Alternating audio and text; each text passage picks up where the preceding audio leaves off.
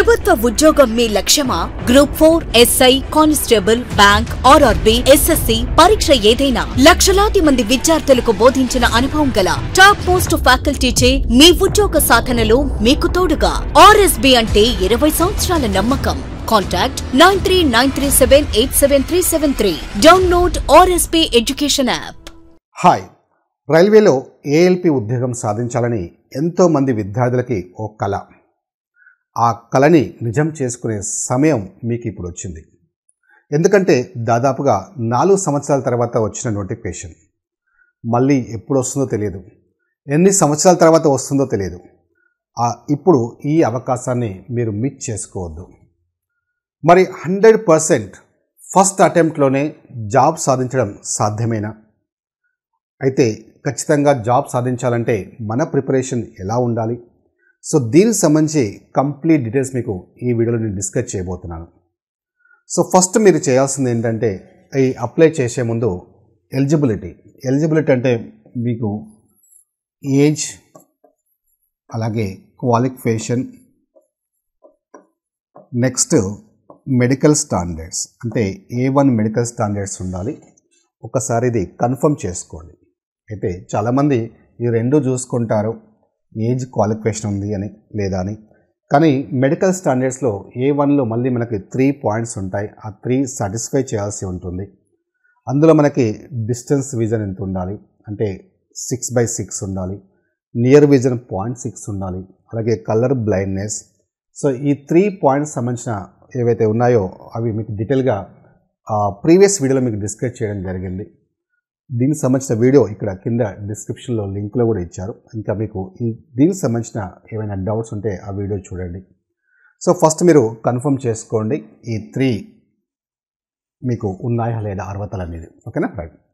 Second ఏంటంటే, మీరు ఈ అప్లై చేసే ముందు నెగటివ్ థాట్స్ అంటే చాలామంది నేను విద్యార్థులని గమనిస్తున్నాను, నెగటివ్ థాట్స్ ఎక్కువగా డెవలప్ చేసుకుంటున్నారు. అంటే అప్లై చేయకముందే నెగటివ్ థాట్స్ అనేవి స్టార్ట్ అవుతున్నాయి.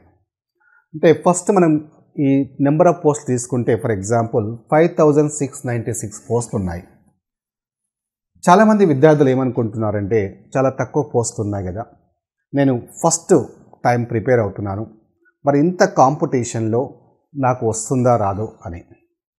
సో మీరు ఒకటి గమనించాలి, ఇక్కడ గవర్నమెంట్ ఎగ్జామ్స్ అంటే ఏ పోటీ పరీక్ష తీసుకున్నా ఈ నెంబర్ ఆఫ్ పోస్టులని మీరు కన్సిడర్ చేయకండి. నీకు ఎన్ని పోస్టులు కావాలి చెప్పు? సో నీకు 6000 పోస్టులు కావాలా? ఇక్కడ 5696 పోస్టులే ఉన్నాయని బాధపడడానికి? నీకు కావాల్సింది ఒకటే పోస్ట్ కదా, అందులో ఆ ఒక్క పోస్టు నాదే ఎందుకు కాకూడదని అనుకోవాలి. సో అలా పాజిటివ్ థాట్స్ అనేవి డెవలప్ చేసుకోండి. అంటే ముందు ఫస్ట్ అప్లై చేయకముందుకే మీరు నెగిటివ్ థాట్ డెవలప్ చేసుకోవాలనుకోండి, ఇంకా మీరు కంటిన్యూగా ఇంకా ఎగ్జామ్ రాసేంతవరకు ఆ నెగిటివ్ థాట్స్ అనేవి డెవలప్ అవుతూనే ఉంటాయి. సో ఖచ్చితంగా సక్సెస్ కావడానికి చాలా తక్కువ ఛాన్స్ ఉంటాయి. అలాగే చాలామంది విద్యార్థులు ఏమనుకుంటారంటే, నా ఫ్రెండ్స్ 5 years నుంచి ప్రిపేర్ అవుతున్నారు, వాడికే రాలేదు, నాకేమో వస్తుంది అని. నా ఫ్రెండ్ బీటెక్ చాలా అవుట్స్టాండింగ్ పర్ఫార్మెన్స్ ఉంది, దాదాపుగా 5-6 times రాశాడు, అయినా రాలేదు, నాకేమో వస్తుంది అని. సో నేను నాన్ మ్యాథ్స్ స్టూడెంట్ని లేదా నేను యావరేజ్ స్టూడెంట్ని, సో నాకేమొస్తుంది, నాకు వస్తుందో రాదో అని. ఇలాంటివి ఏవైనా సరే ఫస్ట్ మీరు చేయాల్సింది ఏంటంటే, ఇవి మైండ్లోకి రానివ్వకండి. ఇన్ కేస్ వచ్చినా ఇమ్మీడియట్లీ అవి తీసేయండి. ఓకేనా? రైట్. సో నెక్స్ట్ మనకి థర్డ్ పాయింట్ ఏంటంటే, మనకి సిలబస్. ఫస్ట్ మీరు ఒకవేళ మీరు ఫస్ట్ టైం అంటే సిలబస్ ఐడియా లేదు మాకు, మీరు ఫస్ట్ టైం అటెంప్ట్ చేస్తున్నారు అని అనుకుంటే, ఫస్ట్ సిలబస్ని కంప్లీట్గా స్టడీ చేయండి. సో దీనికి సంబంధించి మీకు డిస్కస్ చేస్తాను. అంటే మనకి ఇందులో ఈ సిలబస్ డిస్కస్ చేసే ముందు మనకి ఆర్ఎస్బి ఎడ్యుకేషన్లో మనకి కంప్లీట్గా కోర్సెస్ అంటే RRB ALP, RRB group D, RPF, ఎన్టీపీకి సంబంధించిన ఫుల్ కోర్సెస్ మీకు అవైలబుల్గా ఉన్నాయి. సో ఇందులో ఫుల్ కోర్స్ అంటే కంప్లీట్ కంటెంట్ మీకు రికార్డెడ్ క్లాసెస్ ఉంటాయి. దాంతోపాటు మనకు టెస్ట్ సిరీస్ కూడా ఉంటుంది. అంటే మీకు ఏ కోర్స్ తీసుకున్నా ఆ కోర్స్తో పాటు టెస్ట్ సిరీస్. ఈ టెస్ట్లు అనేవి చాలా ఇంపార్టెంట్. ఎందుకంటే మీరు ఎంత చదివినా టెస్టులు రాయకపోతే మీరు మీ స్టాండర్డ్ ఏంటనేది తెలుసుకోలేరు. అది తెలుసుకోవాలంటే ఖచ్చితంగా టెస్ట్ సిరీస్ రాయాలి. సో మనకు ఇక్కడ టెస్ట్ సిరీస్ కూడా టాపిక్ వైజ్ ఉంటాయి, సబ్జెక్ట్ వైజ్ ఉంటాయి, గ్రాండ్ టెస్ట్ ఉంటాయి, మాక్ ఎగ్జామ్స్ ఎప్పటికప్పుడు అప్డేట్ చేస్తుంటారు. సో ఇదంతా కోర్సు కేవలం 999కే మీకు ప్రొవైడ్ చేస్తున్నాం. మీకు వ్యాలిడిటీ 1 year ఉంటుంది. అయితే ఇక్కడ మీరు గమనించాల్సింది ఏంటంటే ఈ ఫీజే కాకుండా ఫ్యాకల్టీ ఎవరైనా చూసుకోండి, అది చాలా ఇంపార్టెంట్. ఇక్కడ మీకు ఫ్యాకల్టీ తీసుకుంటే అందరూ కూడా టాప్ మోస్ట్ ఫ్యాకల్టీ, అంటే మినిమం 15 to 20 years ఎక్స్పీరియన్స్ గల ఫ్యాకల్టీ ఉంటారు. సో మీరు ఇక్కడ సబ్జెక్ట్ వైజ్ ఫ్యాకల్టీ ఉంటారు. సో ఇక్కడ విఎన్ రాజు సార్ అంటే నేనే మీకు మ్యాథమెటిక్స్ టీచ్ చేస్తాను, అలాగే రీజనింగ్ దాదాపుగా 45 మార్క్స్ ఉంటాయి, రీజనింగ్ అండ్ మ్యాథమెటిక్స్ కలిపి. ఆ 45 మార్క్స్ నేనే టీచ్ చేస్తాను. ఈచ్ అండ్ ఎవ్రీ టాపిక్లో logics, concepts, short cuts, advance short cuts మీకు డిస్కస్ చేయడం జరుగుతుంది. అలాగే ఒకసారి వీలైతే ఈ యాప్ డౌన్లోడ్ చేసుకొని చూడండి, మీకు అందులో డెమో క్లాస్ ఉంటాయి, నచ్చితేనే తీసుకోండి. ఓకేనా రైట్. అలాగే మిగతా సబ్జెక్ట్స్ కూడా చూడండి, అందరు కూడా టాప్ మోస్ట్ ఫ్యాకల్టీ, అంటే మినిమం 15 to 20 years ఎక్స్పీరియన్స్ ఉన్న ఫ్యాకల్టీ ఉన్నారు మీకు. అందరు కూడా సబ్జెక్ట్ వైజ్ సపరేట్ ఫ్యాకల్టీ ఉంటారు, most experienced faculty. Okay, so ఒకసారి వీలైతే ఫ్యాకల్టీ సంబంధించిన సబ్జెక్ట్స్ డెమోస్ చూడండి, మీకు నచ్చితేనే తీసుకోండి. ఓకే, సో దీనికి సంబంధించి మీకు కోర్స్ కావాలనుకునే వాళ్ళు ప్లే స్టోర్ నుంచి ఆర్ఎస్బి ఎడ్యుకేషన్ యాప్ డౌన్లోడ్ చేసుకోండి. సో అక్కడ మీకు ఈ కోర్స్ సంబంధించిన డీటెయిల్స్ ఉంటాయి. ఓకేనా రైట్. ఇక మనకి ఈ టాపిక్లోకి వెళ్తే, సో లోకో పైలట్ సంబంధించిన ఫస్ట్ మనకి బేసిక్ ఇన్ఫర్మేషన్ ఏంటంటే ఈ సెలక్షన్ ఎలా ఉంటుంది. ఇందులో మనకి 5 stages ఉంటాయి. సో 5 stages అంటే అందులో CBT 1 కంప్యూటర్ బేస్డ్ టెస్ట్ ఉంటుంది 1, అలాగే CBT 2 ఉంటుంది, next CBAT computer based aptitude test ఉంటుంది, తర్వాత DV document verification, ME medical examination ఉంటుంది. సో ఫస్ట్ మనం ఈ సెలక్షన్ ప్రాసెస్లో తీసుకుంటే CBT 1 సిలబస్ ఎలా ఉంటుంది అంటే మనకి ఇందులో మెయిన్లీ మనకి 4 సబ్జెక్ట్స్ ఉంటాయి. అందులో first one mathematics 20 questions 20 marks, general intelligence అంటే రీజనింగ్ ఉంటుంది 25 questions 25 marks, జనరల్ సైన్స్ 20, అలాగే జనరల్ అవేర్నెస్ కరెంట్ అఫైర్స్ 10 ఉంటాయి. నెక్స్ట్ టోటల్ 75 questions 75 marks ఉంటుంది. టైం వచ్చేసి మ్యాక్సిమం 60 minutes ఉంటుంది. చూడండి, ఒక క్వశ్చన్ మనం అటెంప్ట్ చేయడానికి 1 నిమిషం కూడా లేదు, కేవలం 40 to 45 seconds మాత్రమే ఉంటుంది. సో అది చాలా ఇంపార్టెంట్. ఓకే, దాన్ని మనం ఓవర్కమ్ చేయగలగాలి. రైట్. సో ఇందులో మనకి మీకు డీటెయిల్గా అంటే కంప్లీట్గా సబ్జెక్ట్ వైజ్ మనం ఎలా ప్రిపేర్ కావాలి, సో ఎలా ప్రిపేర్ అయితే మనం మ్యాక్సిమం స్కోర్ చేయడానికి ఛాన్స్ ఉంటుందన్నది సో మీకు డీటెయిల్గా సబ్జెక్ట్ వైజ్ డిస్కస్ చేస్తాను. రైట్. సో ఫస్ట్ మీరు ఏం చేస్తారంటే ఇక్కడ సిలబస్లో మనకు 5 సబ్జెక్ట్స్ చూసాం కదా. సో 1 by 1 తీసుకుంటే ఫస్ట్ మనకి మ్యాథమెటిక్స్లో మనకి 20 questions 20 marks అని చెప్పారు కదా. రైట్. 20 questions 20 marks అంటే దాదాపుగా మీరు ఆ 20 టాపిక్స్ ఉంటాయి ఆల్మోస్ట్, అంటే 20 టాపిక్స్ నుంచి మనకి కొన్ని టాపిక్స్ నుంచి 2 questions కూడా రావచ్చు. సో ఇందులో మనకి ఫస్ట్ మీరు వెళ్ళే ముందు ఈ టాపిక్స్లోకి వెళ్ళే ముందు మీరు ఎస్పెషల్లీ అంటే చాలామంది నాన్ మ్యాథ్స్ స్టూడెంట్స్, అఫ్కోర్స్ మీకు బీటెక్లో అండ్ డిప్లొమాలో కొంతవరకు మీకు మ్యాథ్స్ సబ్జెక్ట్ ఉన్నా కానీ సో కొన్ని ఐటీఐలో కానీ అలాగే డిప్లొమాలో కానీ కొన్ని వాటిలో సో మ్యాథ్స్ సబ్జెక్ట్ ఉండదు. సో చాలామంది స్టూడెంట్స్ ఏంటంటే ఎస్పెషల్లీ నాన్ మ్యాథ్స్ స్టూడెంట్స్ ఎవరైతే అనుకుంటారో సో ఫస్ట్ దీన్ని చాయిస్గా తీసుకుంటారు, లాస్ట్లో చూద్దాంలే ఎందుకంటే నాది నాన్ మ్యాథ్స్ కదా అని. సో దేన్ని కూడా మనం చాయిస్గా తీసుకునేలా లేదు పరిస్థితి. కాంపిటేటివ్ ఎగ్జామ్లో ఖచ్చితంగా అన్నిటిని మనం ఫోకస్ చేయాల్సిందే, అన్ని సబ్జెక్ట్స్ని ఫోకస్ చేయాల్సిందే. సో ఫస్ట్ మీరు ఏం చేస్తారంటే ఎవరైతే ఫస్ట్ టైం ప్రిపేర్ అవుతున్నారో అంటే ఆల్రెడీ ప్రిపేర్ అయిన వాళ్ళకి తెలుసు నెక్స్ట్ మనం ఏం చేయాలి అంటే ఎక్కడ మిస్టేక్ అవుతుంది అనేది వాళ్ళకి తెలుసు, దాన్ని ఎలా ఓవర్కమ్ చేయాలో కూడా వాళ్ళకి ఒక ఐడియా వచ్చి ఉంటుంది ఆల్రెడీ కొన్ని ఎగ్జామ్స్ రాసిన వాళ్ళకి. సో ఎవరైతే ఫస్ట్ టైం అటెంప్ట్ చేస్తున్నారో మీరు ఏం చేస్తారంటే ఫస్ట్ ఇవి చూసి భయపడకండి, బేసిక్స్ నేర్చుకోండి. బేసిక్స్ అంటే ఏంటి? సో బేసిక్స్ అంటే ఏంటంటే మనకి అడిషన్స్, మల్టిప్లికేషన్స్, డివిజన్స్, అలాగే సబ్ట్రాక్షన్స్, పర్సంటేజ్, ఫ్రాక్షన్స్. సో ఇలా ఈ బేసిక్ కాన్సెప్ట్స్ నేర్చుకోండి. అదేంటి సార్ మేము చిన్నప్పుడు నేర్చుకున్నాం కదా మళ్ళీ ఇప్పుడు నేర్చుకోవాల్సిన అవసరం ఉంది, మాకు అవన్నీ తెలుసు అని. ఇది అకాడమిక్ ఎగ్జామ్ కాదు, కాంపిటేటివ్ ఎగ్జామ్లో ఈ క్యాలిక్యులేషన్స్ మనకి అంటే ఎస్పెషల్లీ మ్యాథమెటిక్స్లో మొత్తం మీరు ఏ టాపిక్ తీసుకున్నా ఈ క్యాలిక్యులేషన్ చేయాల్సి ఉంటుంది. ఫర్ ఎగ్జాంపుల్ చూడండి, మీరు ఏదైనా ఒక నెంబర్ తీసుకోండి. ఫర్ ఎగ్జాంపుల్ 7191 డివైడ్ బై 47 అనుకోండి. ఒక్కసారి మీరు వీడియో పాజ్ చేసి ట్రై చేయండి, నేను చేయగలుగుతానా లేదా అని. నువ్వు చేయలేవు అంటే ఖచ్చితంగా, అంటే చేయగలుగుతానంటే నువ్వు చిన్నప్పుడు నేర్చుకున్నావు కదా, నేను ఇలా నేర్చుకున్నాను సార్, నాకు వచ్చు, నేను చేస్తాను ఇలా అని చేశారనుకోండి. ఒక్కసారి ఆలోచించండి ఎంత టైం పడుతుంది అని. అంటే ఇది 5 మార్క్స్ క్వశ్చన్ కాదు, ఇక్కడ కొన్ని సెకండ్సే ఉందనే విషయాన్ని గమనించాలి. అంటే నువ్వు చూడగానే సెకండ్స్లో దాని ఆన్సర్ చెప్పగలగాలి. అలాగే ఫర్ ఎగ్జాంపుల్ పర్సంటేజ్ అనుకోండి. ఫర్ ఎగ్జాంపుల్ 24% ఆఫ్ 261 అనుకోండి. ఎంతవరకు నువ్వు చేయగలుగుతావు ఆలోచించు. ఖచ్చితంగా సింగిల్ స్టెప్లో సెకండ్స్లోనే చేయగలగాలి. అంటే మరి ఎలా సాధ్యం సార్, సింగిల్ స్టెప్లో ఎలా వస్తాయి? 24/100/261 చేసి మల్టిప్లై చేస్తేనే కదా ఆన్సర్ వచ్చేయని. అదే నువ్వు నేర్చుకోవాల్సింది. సెకండ్స్లో ఎలా చేయగలగాలి, దీన్ని స్పీడ్ మ్యాథ్స్ అంటారు. సో దీనికి సంబంధించి మనకి ఇక్కడ మన క్లాసెస్లో స్పీడ్ మ్యాథ్స్ అని సపరేట్గా ఒక 40 వీడియోస్ ఉంటాయి మీకు. అంటే ఆల్ కాన్సెప్ట్స్, సో దీనికి సంబంధించిన అన్ని కాన్సెప్ట్స్ ఏవైతే ఉన్నాయో అన్నీ కూడా సింగిల్ స్టెప్లోనే సెకండ్స్లోనే మనం ఎలా చేయొచ్చు అనేది డిస్కస్ చేయడం జరిగింది. కావాలంటే ఒక డెమో క్లాస్ కూడా మీరు చూడొచ్చు. ఓకేనా రైట్. సో ఫస్ట్ మీరు అవి నేర్చుకోండి. అవి నేర్చుకోకుండా మీరు ఒక్క టాపిక్ కూడా ఇందులోకి డైరెక్ట్గా వెళ్ళొద్దు. ఎందుకంటే మీరు ఏ టాపిక్ అని తీసుకోండి. ఫర్ ఎగ్జాంపుల్ ఇక్కడ సింపుల్ ఇంట్రెస్ట్, సాధారణ వడ్డీ ఉందనుకోండి ఫర్ ఎగ్జాంపుల్. సో ఈ సాధారణ వడ్డీ అంటే మనకి సింపుల్ ఇంట్రెస్ట్ ఎలా చేస్తాం? PTR/100 మనకు ఫార్ములా ఉంటుంది. అంటే PTR/100 అంటే PTR/100.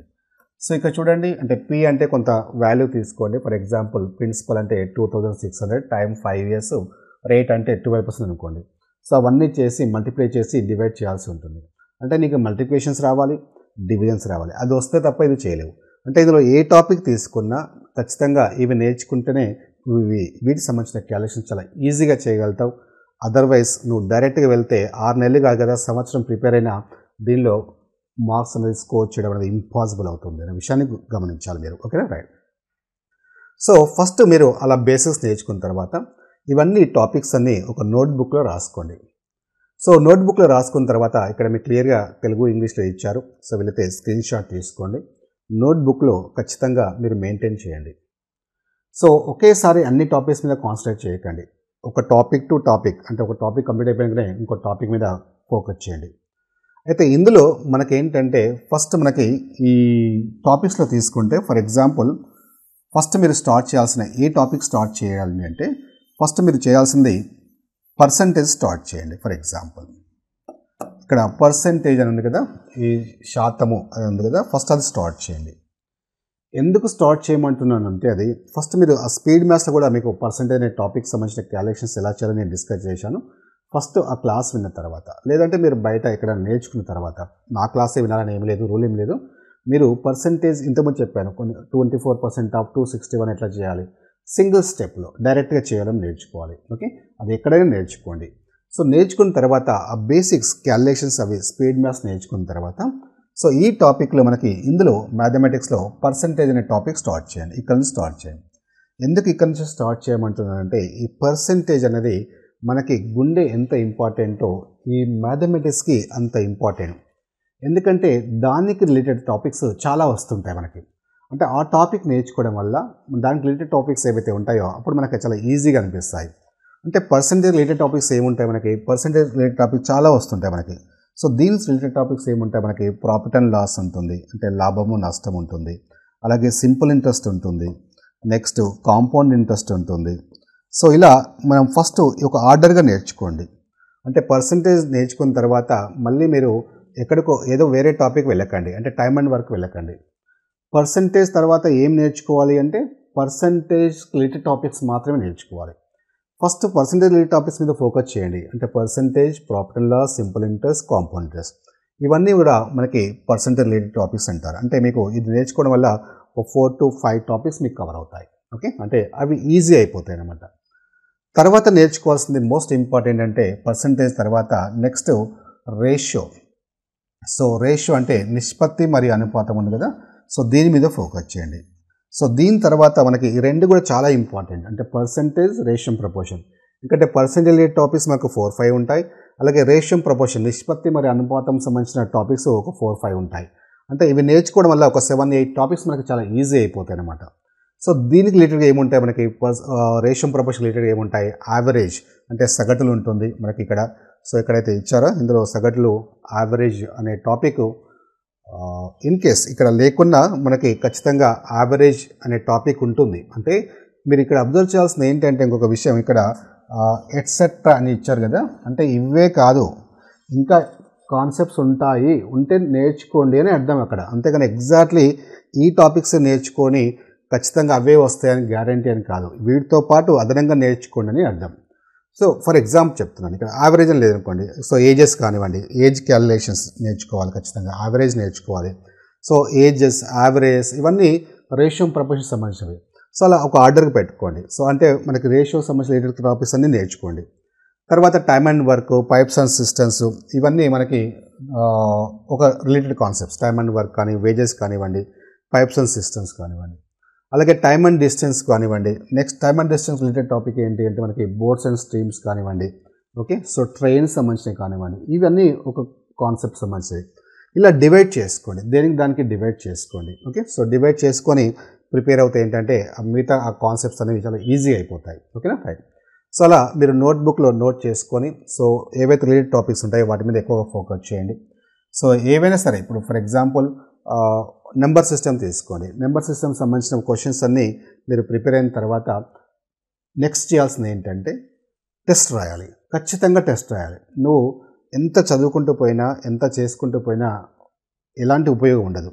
సో ఇమ్మీడియట్లీ నువ్వు ఏం చేస్తావంటే నీకు ఎంత కమాండ్ వచ్చింది, అంటే నువ్వు నేర్చుకున్నది నువ్వు అంటే ఎంతవరకు అక్కడ అప్లై చేయగలుగుతున్నావు. సో అది ఎలా తెలుస్తుంది, నువ్వు ఎగ్జాక్ట్లీ ఆ టెస్టులు రాస్తని తెలుస్తుంది. అంటే ఒక టాపిక్ అయిపోగానే ఖచ్చితంగా ఆ టాపిక్ సంబంధించిన టెస్ట్లు అటెంప్ట్ చేయండి. మీకు మన యాప్లో కూడా ఈచ్ అండ్ ఎవ్రీ టాపిక్ సంబంధించిన టెస్ట్లు ఉన్నాయి. సో అంటే కంప్లీట్ టెస్ట్లు ఉంటాయి, ఒక 100 టెస్ట్లు అలా ఉంటాయి for example. So each and every topic 1 or 2 టెస్ట్లు ఉంటాయి. సో ఆ టాపిక్ అయిపోగానే ఖచ్చితంగా టెస్ట్లు రాయడం వల్ల ఏంటంటే నీలో ఒక కాన్ఫిడెన్స్ డెవలప్ అవుతుంది. ఎస్ నేను చేయగలుగుతున్నాను, లేదా చేయలేమనుకోండి అట్లీస్ట్ అనాలిసిస్ చేసుకోగలుగుతావు, నేను ఇక్కడ చేయలేకపోతున్నాను, నేను ఇంకా ఇంప్రూవ్ చేసుకోవాలని. అది ఖచ్చితంగా మీరు ఫాలో కావాల్సిందే, ఓకే. సో ఇలా మనకి ఈ మ్యాథమెటిక్స్ అనేది టాపిక్స్ నేర్చుకుంటూ దానికి సంబంధించిన టెస్ట్లు అటెంప్ట్ చేస్తూ ప్రిపేర్ అవ్వండి, ఓకేనా, రైట్. నెక్స్ట్ మనకి మెంటల్ ఎబిలిటీ అని ఇచ్చారు. సో మెంటల్ ఎబిలిటీలో మనకి 25 క్వశ్చన్స్ ఇచ్చారు, 25 మార్క్స్ అని ఇచ్చారు, ఓకేనా, రైట్. సో అన్నిటికంటే వెయిటేజ్ ఉన్న సబ్జెక్టు ఇదే అనుకోవచ్చు, ఎందుకంటే మిగతావి కూడా అన్ని 20, 10 మార్క్స్ ఇచ్చారు. కానీ దీనికి మాత్రం మనకి 25 ఇచ్చారు. ఇంకొకటి ఏంటంటే మనకి స్కోరింగ్ సబ్జెక్ట్ ఏదైనా ఉంది అంటే వీటన్నిటిలో అది మెంటల్ ఎబిలిటీ అని చెప్పవచ్చు. అంటే మ్యాక్సిమం స్కోర్ 25కి 25 కూడా చేయడానికి స్కోప్ ఉన్న సబ్జెక్ట్ ఏదైనా ఉంది అంటే అది మెంటల్ ఎబిలిటీ. మీరు ఏ సబ్జెక్ట్ తీసుకున్నా, మీరు 5 సంవత్సరాలు కాదు 10 సంవత్సరాల నుంచి ప్రిపేర్ అవుతున్నా, మీరు ఎన్ని ఎగ్జామ్స్ రాసినా అవుట్ ఆఫ్ తెచ్చుకోలేరు మిగతా సబ్జెక్ట్స్లో. ఎందుకంటే జనరల్ అవేర్నెస్ కానివ్వండి, లేదంటే జనరల్ సైన్స్ కానివ్వండి, అవి ఎక్కడి నుంచి వస్తాయో తెలియదు, అంత ఈజీ కాదు మ్యాక్సిమం స్కోర్ చేయడం. బట్ ఇక్కడ మీరు కొంచెం సిస్టమేటిక్గా ప్రాక్టీస్ చేస్తే మ్యాక్సిమం స్కోర్ చేయడానికి స్కోప్ ఉన్న సబ్జెక్ట్, ఓకే. సో దీన్ని అట్ ఎనీ కాస్ట్ లైట్ తీసుకోవద్దు, ఓకేనా, రైట్. సో ఇందులో మనం బేసిక్స్ ఏం నేర్చుకోవాలి అంటే ఫస్ట్ మీరు బేసిక్స్ తీసుకుంటే ఈ టాపిక్లోకి వెళ్ళే ముందు నేర్చుకోవాల్సినవి కొన్ని పాయింట్స్ ఉంటాయి. అవి ఏంటంటే మనకి ఫస్ట్ లెటర్స్, ఆల్ఫాబెట్ లెటర్స్, వాటి యొక్క పొజిషన్స్, ఓకే. లెటర్స్ వాటి యొక్క పొజిషన్స్ నేర్చుకోవాలి ఫస్ట్ మీరు నేర్చుకోవాల్సింది. లెటర్స్ వాటి యొక్క పొజిషన్ అంటే ఏంటి, ఫర్ ఎగ్జాంపుల్ మనకి A1, B2 అంటే ఆల్ఫాబెట్ లెటర్స్ యొక్క పొజిషన్స్, M13 ఇలా. ఈ లెటర్స్ వాటి యొక్క స్థానాలను మీరు నేర్చుకోండి. అవి ఎలా నేర్చుకోవాలి అంటే మనకి స్టార్టింగ్ నుంచి నేర్చుకోవాలి, అలాగే రివర్స్ నుంచి అంటే ఎండ్ నుంచి నేర్చుకోవాలి. ఫర్ ఎగ్జాంపుల్ బి యొక్క స్థానం ఎంత స్టార్టింగ్ నుంచి అంటే ఏ నుంచి కౌంట్ చేస్తే 2 అని చెప్తాం. మరి జెడ్ నుంచి కౌంట్ చేస్తే ఎంత అంటే 25 అని వస్తుంది. ఇలా మనము స్టార్టింగ్ పొజిషన్, రివర్స్ పొజిషన్ పర్ఫెక్ట్గా ఉండాలి. అంటే మరి నేర్చుకోమన్నాను కదా అని మీరు A1, B2, C3 అని చదువుకున్నారనుకోండి, మళ్ళీ ఒక 1 month తర్వాత అన్నీ మర్చిపోతాం. సో దానికి సంబంధించి ఒక లాజిక్ ఉంటుంది. అది మీకు రీజనింగ్ క్లాస్లో డిస్కస్ చేయడం జరుగుతుంది. సో అంటే ఆల్ఫాబెట్ లెటర్స్ వాటి యొక్క పొజిషన్స్ మనం ఎలా గుర్తుపెట్టుకోవాలని ఒక చిన్న 5 to 10 minutes వీడియో ఉంటుంది. ఆ ఒక్క వీడియో చూస్తే చాలు, మీరు జీవితంలో ఎప్పటికీ మర్చిపోలేరు.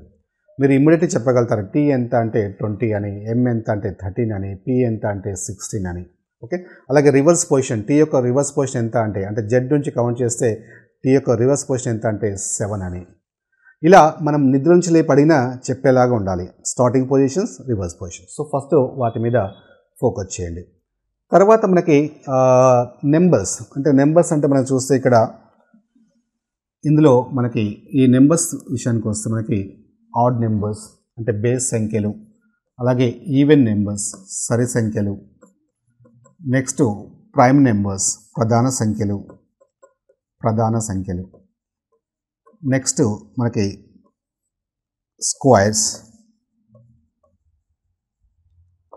క్యూబ్స్. ఇవి బేసిక్స్ మనకి నెంబర్స్ సంబంధించినవి నేర్చుకోండి. ఆడ్ నెంబర్స్, ఈవెన్ నెంబర్స్ అంటే అఫ్కోర్స్ మీకు తెలుసు, బేస్ సంఖ్యలు సరి సంఖ్యలు అంటే. ప్రైమ్ నెంబర్స్ అంటే ప్రధాన సంఖ్యలు అంటారు. సో ప్రధాన సంఖ్యలు అంటే ఒక నెంబర్ చూడగానే అది ప్రధాన సంఖ్యనా కాదని మనకు ఎలా తెలుస్తుంది, దానికి కూడా షార్ట్ కట్స్ ఉంటాయి.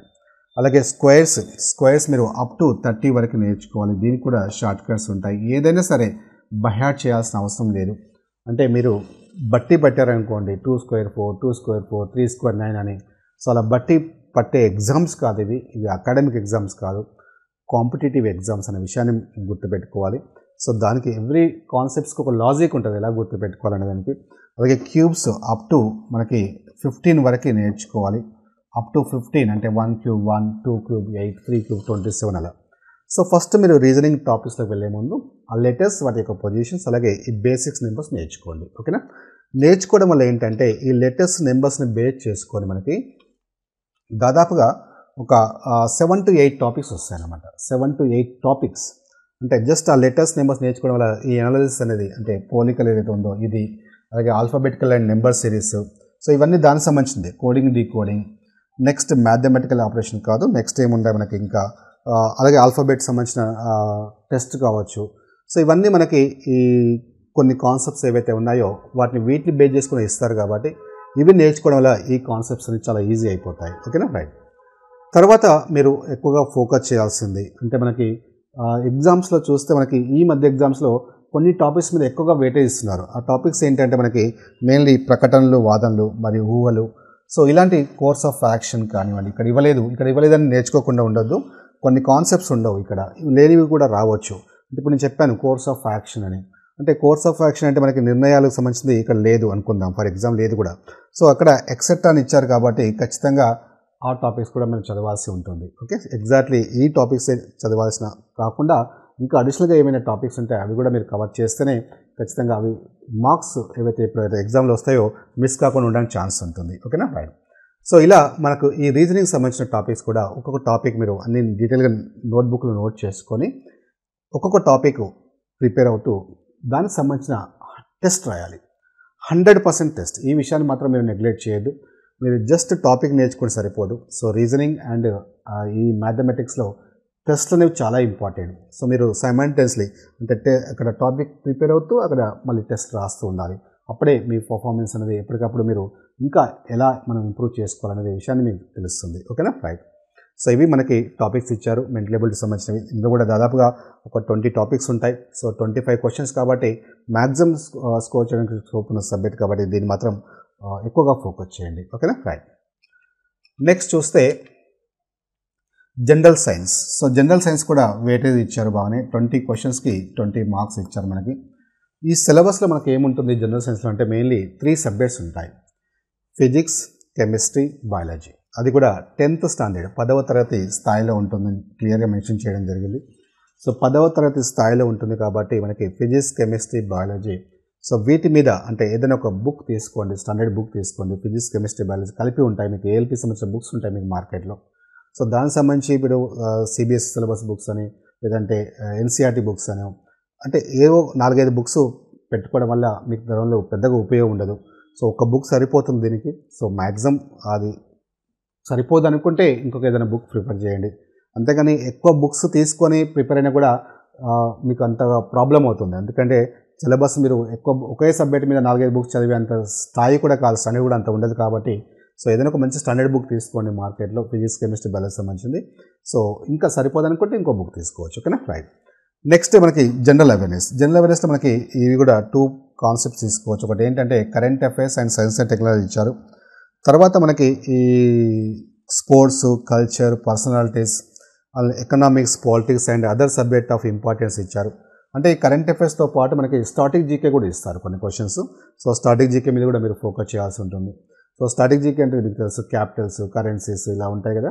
సో ఇవన్నీ మనకి మారవన్నమాట, ఎప్పటికీ మారవని స్టాటిక్ జీకే అంటారు. సో కరెంట్ అఫైర్స్ కూడా మనకి జస్ట్ ఎనీహౌ ఇక్కడ మనకి 10 మార్క్సే ఇచ్చారు. 10 మార్క్స్ ఇచ్చినా మనకి 1 మార్క్ ఇచ్చినా ఇంపార్టెంటే, ఎందుకంటే ఎవ్రీ మార్క్ ఇంపార్టెంట్ కాంపిటేటివ్ ఎగ్జామ్లో. ఒక్క మార్కులోనే మనకి జాబ్ రావచ్చు, ఒక్క మార్కులో జాబ్ మిస్ కావచ్చు. కాబట్టి ప్రతి సబ్జెక్ట్ మీద మీరు ఫోకస్ చేయాల్సిందే.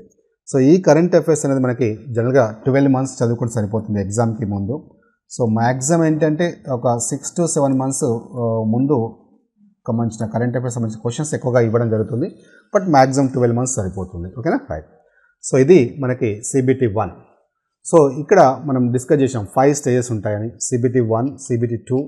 నెక్స్ట్ మనకి ఈ CBT 1లో వచ్చిన మార్క్స్ ఏవైతే ఉన్నాయో, the score of first stage exam shall be used only for short listing of candidates for second stage exam as for their merit అని చెప్పారు. అంటే ఇక్కడ ఈ CBT 1లో వచ్చిన మార్క్స్ని మనకి ఫైనల్ మార్క్స్లో యాడ్ చేయరు. అంటే ఇది జస్ట్ క్వాలిఫైయింగ్ మాత్రమే, అంటే ప్రిలిమినరీ ఎగ్జామ్ మాత్రమే. అయితే అలాగని ప్రిలిమినరీ ఎగ్జామ్ కదా అని లైట్ తీసుకోవద్దు. ఓకే, సో ప్రిలిమినరీ ఎగ్జామ్ అంటే మనకి మెయిన్స్ ఎగ్జామ్కి ఎంతమందిని పంపిస్తారంటే 15 టైమ్స్, అంటే ఎన్ని పోస్టులు అయితే ఉన్నాయో ఇంటూ 15 టైమ్స్ మనకి మెయిన్స్ ఎగ్జామ్కి ఎలిజిబుల్ ఉంటుంది.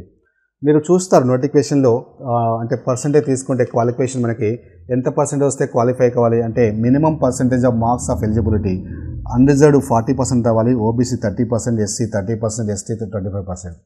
చాలామంది విద్యార్థులు అనుకుంటారు 30% లేదా 30% వస్తే సరిపోతుంది, నేను క్వాలిఫై అవుతాను, మెయిన్స్కి వెళ్ళిపోతాను అనుకుంటారు. కానీ అది కరెక్ట్ కాదు. ఓకే, అది మినిమం అంతే, కానీ దీన్ని ఇంత వస్తే మనకి మెయిన్స్కి ఎలిజిబిలిటీ అని కాదు.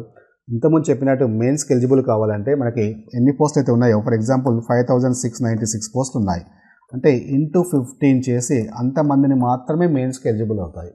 అంటే అంతమందిని మాత్రమే అంటే అందులో టాప్ మార్క్స్ తీస్తారు. అంటే మనకి 75 మార్క్స్లో టాప్ మార్క్స్ అంటే టాప్ మనకి ఫర్ ఎగ్జాంపుల్ ఇది మనం చేస్తే దాదాపుగా ఒక 90,000 1 lakh వచ్చింది అనుకోండి ఫర్ ఎగ్జాంపుల్. అంటే 1 lakh క్యాండిడేట్స్ మాత్రమే ఎలిజిబుల్ అవుతారు మెయిన్స్కి.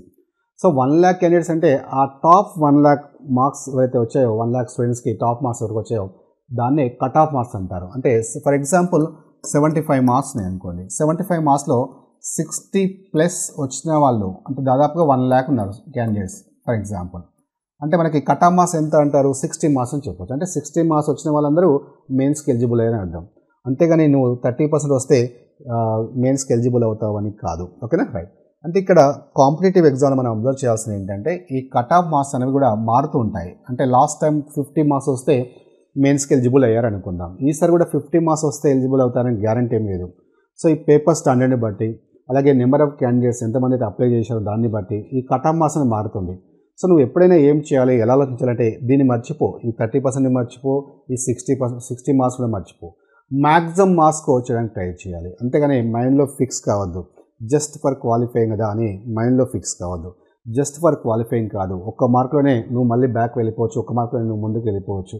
సో ఇన్ని మార్క్స్ వస్తే ఖచ్చితంగా మెయిన్స్కి వస్తామని గ్యారంటీ ఏం లేదు. కాబట్టి ప్రతి మార్క్ మనకి ఇంపార్టెంటే, ప్రతి సబ్జెక్ట్ మీద మనం ఫోకస్ చేయాల్సిందే. ఓకేనా, రైట్. సో నెక్స్ట్ మనకి ఇప్పుడు ఇంతకుముందు చెప్పాం కదా 15 టైమ్స్ మనకి మెయిన్స్కి ఎలిజిబుల్ అవుతారు. నెక్స్ట్ మనకి ఇందులో మోస్ట్ ఇంపార్టెంట్ ఏంటంటే నెగిటివ్ మార్క్స్. ఇది చాలా డేంజర్. 1/3 నెగిటివ్ మార్క్స్ ఉంటాయి. 1/3 అంటే 0.33 మార్క్స్ ఒక రాంగ్ ఆన్సర్కి డిడక్ట్ చేస్తారు. సో ఇక్కడ మనం చాలా కేర్ఫుల్గా ఉండాలి.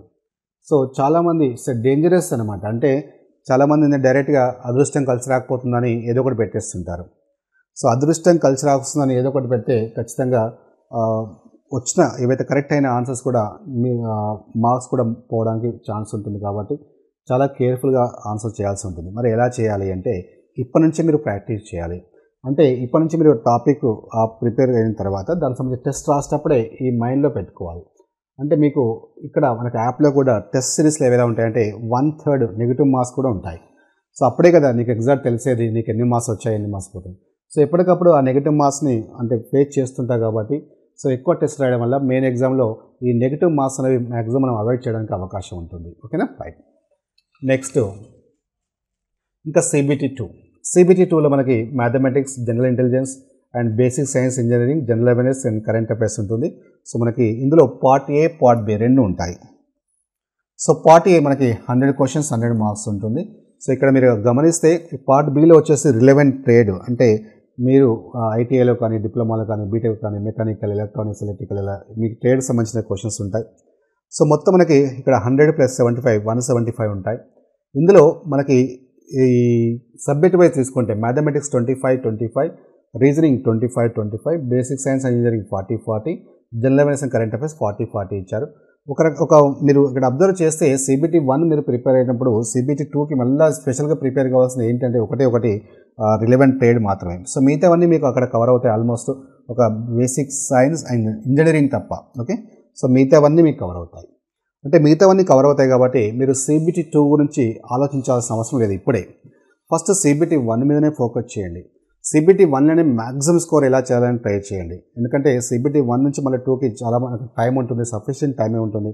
అప్పుడు మనకి అడిషనల్గా అంటే ఇవన్నీ ఆల్రెడీ 1లో కవర్ అవుతాయి, అడిషనల్గా ఏవైతే ఉన్నాయో వాటి మీద ఫోకస్ చేయొచ్చు. కాబట్టి ఇప్పటి నుంచే మీరు వాటి గురించి మీరు వరీ కావాల్సిన అవసరం లేదు. Just focus only on CBT1. ఓకేనా, రైట్. సో ఇక్కడ ఏంటంటే మనకి ఇంతకుముందు చెప్పాను CBT1 మార్క్స్ మాత్రం యాడ్ కావు, అది ఎలిజిబిలిటీ మాత్రమే ఫర్ CBT2.